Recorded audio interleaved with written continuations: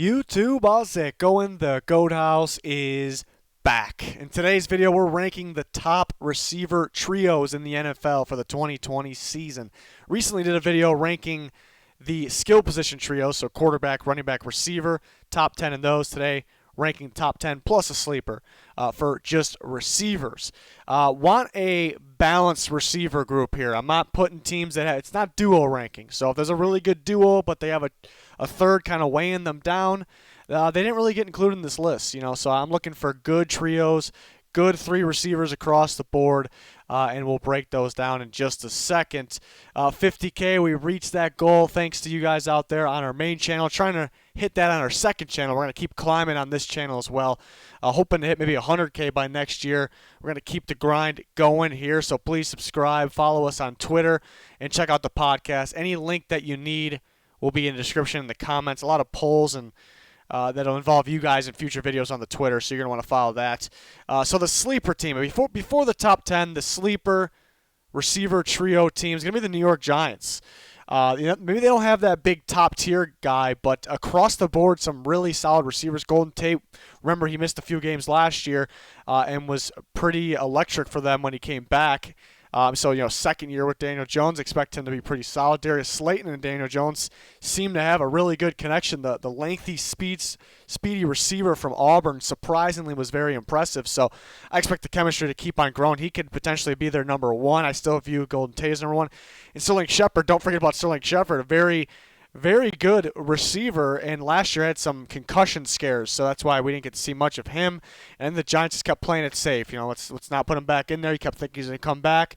I had him in fantasy, so I kept getting excited. He's going to be back this week, but they were kind of playing it safe, and it makes sense for a young team like the Giants. So that's a pretty good trio.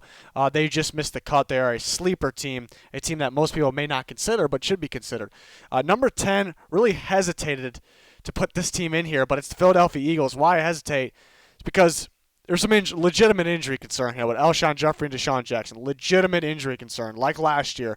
But as of now, they're healthy.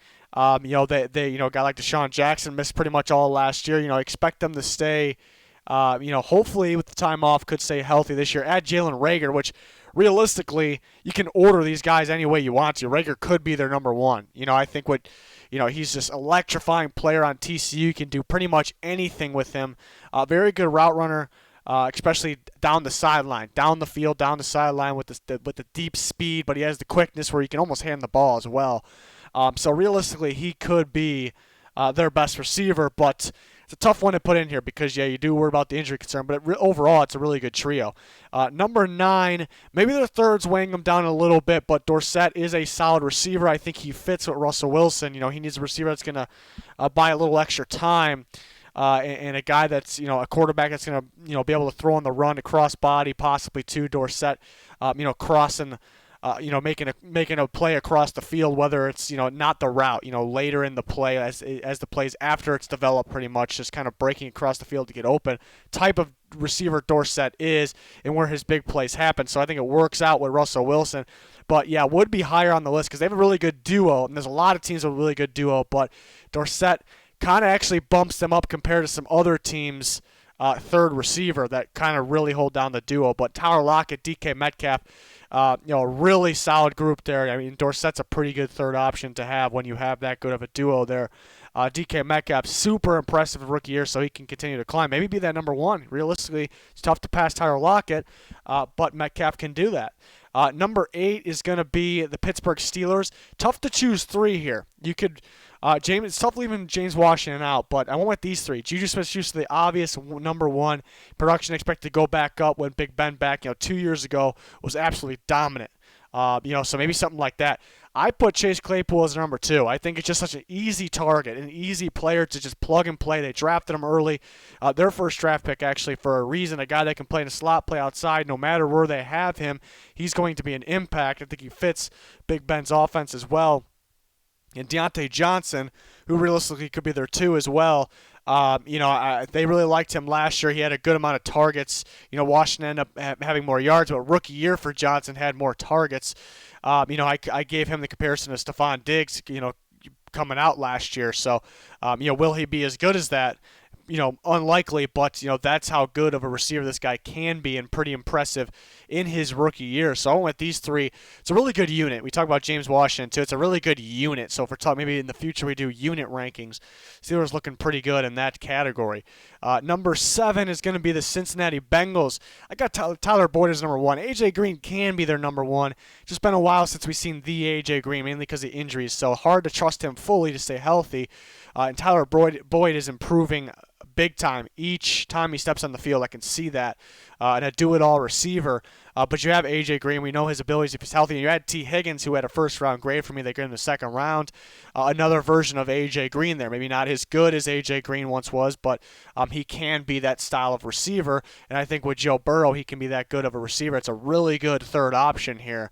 We're going to see a lot of rookies kind of make this list. They're not what's making these trios, but they make these trios really good. In today's NFL, it's not the same as it used to be. You need several number 1 receivers or even number 2s. So I didn't really include any team that really had a number 3 as their third, which kind of sounds funny because somebody has to be the number 3. But and you see this draft class, teams just added that extra number 1 receiver with this historic receiver draft class. So the Bengals have T. Higgins as their number 3. I mean, they also have John Ross and Auden Tate as well. So, I mean, those guys can sneak in there too. So, pretty good unit from the Bengals. Number 6 is going to be the Chiefs. Tyreek Hill, Sammy Watkins, McCole Hardman I threw in there, stepping up after his rookie year, so second season. But, yeah, Demarcus Robinson was very impressive. So, if you want to consider him, it makes sense as well. I think McCole Hardman, I think, just kind of utilizing him as a special teamer mainly. He was a factor in the receiving game last year. But now in his second year, they're going to start to get more out of him, so I included him. But Tyreek Hill, a top-tier receiver in the league. And Sammy Watkins could definitely play. Maybe you wish a little more consistent, but we see how much of a key factor he was in that Super Bowl game. So the Chiefs, number 6. Number 5, on to the big 5 here. The Rams at number 5, even though they lost Brandon Cooks, they replaced him with yet another rookie, Van Jefferson, which I think is a pro-ready guy. Easy plug and play. A very good route runner, one of the best in the class. So a really extremely good third receiver here in Cooper Kupp, Robert Woods. At any given time, you can consider Robert Woods their 1, Cooper Kupp, or Cooper Kupp their 1 as well, but a big step up last year for Kupp. Early last year, he looked like a top 5 receiver almost, or early in the part of the year. So maybe stay a little more consistent now. Maybe that falls on Goff a little bit too. But a really good unit here, and we know they definitely want to throw the ball a lot with this unit. Number 4 is going to be a little bold because 2 rookies from this group, but the Denver Broncos, Cortland Sutton, who I've always been a huge fan of, really improved last year. Now he's got his quarterback in place, Drew Lock. Looked good with him as well, so he can continue to improve. Today's style of big body receiver, you don't want those guys that only go up and catch the ball. They need to be able to do more, and Cortland Sutton has those bonuses to his game. People may disagree, throwing somebody with 2 rookies in there, but I mean, Jerry Jeudy, one of the better prospects ever that we've seen. In again, a historic draft class. We weren't calling it that good of a draft class for nothing, So Jerry Jeudy's a plug-and-play guy. There's no way this guy, especially pairing him with Cortland Sutton, and then having Hamler, the speed, to name of the game in today's NFL, at your third receiver. I mean, these guys complement each other so well. It's a really good unit. Again, it's a little maybe risky of me to predict boldly. With 2 rookies, a group like this that's not really proven. But, I mean, we're previewing the 2020 season here. There's got to be some predictions. There's got to be some bold ones. So I think that highly of a group like this and some young guys like this. Number 3, we got the Buccaneers. Yeah, Mike Evans and Chris Godwin lead the way, but they have a very good 3 in Tyler Johnson. I think you can actually compare to Chris Godwin. So having another one of those guys that can play in the slot, play outside, can do a little bit of both. Perfect for Tom Brady, Tom Brady's type of receivers. So a pretty balanced group across the board, but they do have the big time 2 as well. So, and they have a big time, 2 number 1s. They got 2 number 1 receivers in my opinion here, Mike Evans and Chris Godwin. And then Tyler Johnson's kind of the bonus there. So the Buccaneers at 3, Tom Brady definitely has the weapons there. Number 2 is going to be the Dallas Cowboys. Amari Cooper, legit number 1. CeeDee Lamb was my number 1 receiver in the class, plug and play guy, a legit number 1 in my opinion. And Michael Gallup's a very strong number 2 in my opinion, very impressive. Young career so far. That's a damn good receiver. 3.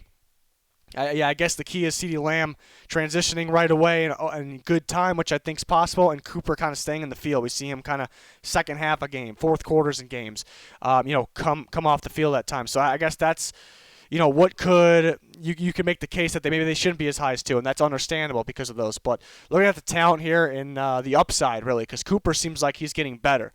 You see early in the career start off a little slow, and then with the Raiders at times, hit or miss, inconsistent, and then with the Cowboys though. I still call it a young career here with the Cowboys. And of course, Lamb and Gallup you can put in that category as well. They're getting better each day is what I'm getting at. So they're number 2. Number 1 is going to be the Arizona Cardinals, adding DeAndre Hopkins, arguably the best receiver in football. If you don't say he's the best, you got him at 2 or 3. Larry Fitzgerald, legit number 1. You keep thinking he's going to decline. It doesn't really feel like he's declining. It feels like maybe they're not throwing the ball as much. Maybe because of his age and the other weapons they have, the type of offense they run, but I don't think the skill level has really dropped, which is pretty insane. So another number 1, and Christian Kirk is, that's a dominant number 3. We've seen him kind of getting in the mix later last year. Was really good deep ball, and you can kind of do more than than just downfield with him as well.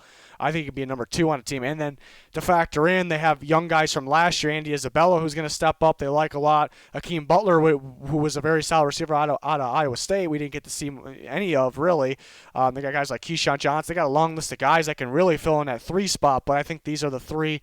And I think this is the best receiver trio. Won't say unit. It could be unit as well, but this is just for the trios.